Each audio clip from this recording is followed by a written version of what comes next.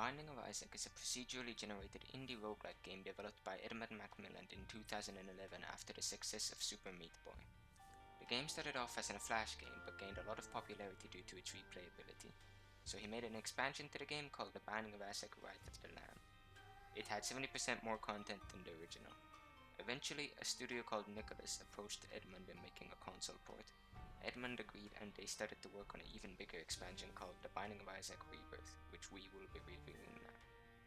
The game starts off with Isaac's mom getting a religious delusion and thinking that God himself wants her to kill her own son Isaac.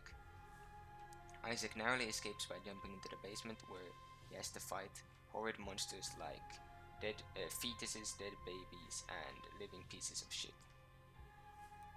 I like the visual style of the game. It's very bloody and gory, but it's not like edgy or anything. It's on the line of not being edgy but still not holding back. The game obviously doesn't take itself seriously. It has tons of joke items, living pieces of shit with eyes and a smiley face, and a boss called Mega Satan. So this is very much like a standard roguelike, a top-down shooter with randomized maze-like levels that get progressively harder, and you yourself getting progressively stronger with the random items. But the original Binding of Isaac is, I think, one of the first, if not the first game to do this kind of roguelike, so they were one of the pioneers, definitely. So this game is all about risk versus reward. Let me give you an example. Every floor has 2 secret rooms. You're not really sure where the secret rooms are, and you have to bomb the walls to find them. So you run the risk of losing your bombs and not finding a secret room. Or there are doors which require keys, but you don't really know what's behind them, so you might be wasting a key. Or there's an item in the shop, but you're not sure. It's like an okay-ish item, but you're not sure if the next floor will have even better items. So do you want to save your money or settle on the okay item? There are devil deals which let you lose health but get an item. There are pills that give you random effects. There are literally gambling machines in this game. Literally everything is risk versus reward.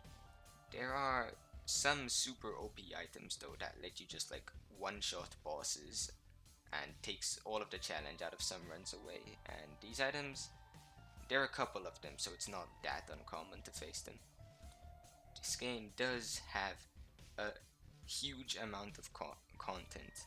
341 items, 11 unique characters, 56 bosses, 18 mini bosses, 15 levels, 20 challenges, and that's just not even including the DLC, so the amount of bang for your buck you get from this game is absolutely huge.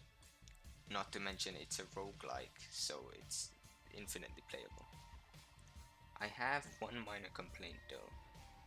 After you get to a certain boss, the game requires you to beat that boss 11 times until it lets you continue. And I think that's kinda stupid.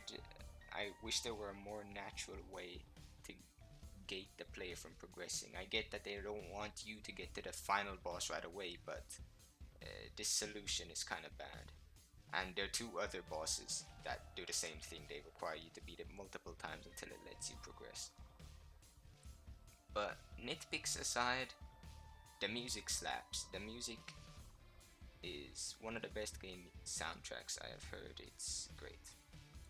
So this is overall a very good game. It offers a good amount of challenge. It has a huge amount of content. The visuals are good. The music is good. It single-handedly revived the whole roguelike genre, and now every indie game is trying to be a roguelike. So yeah, it gets a 9 out of 10 from me.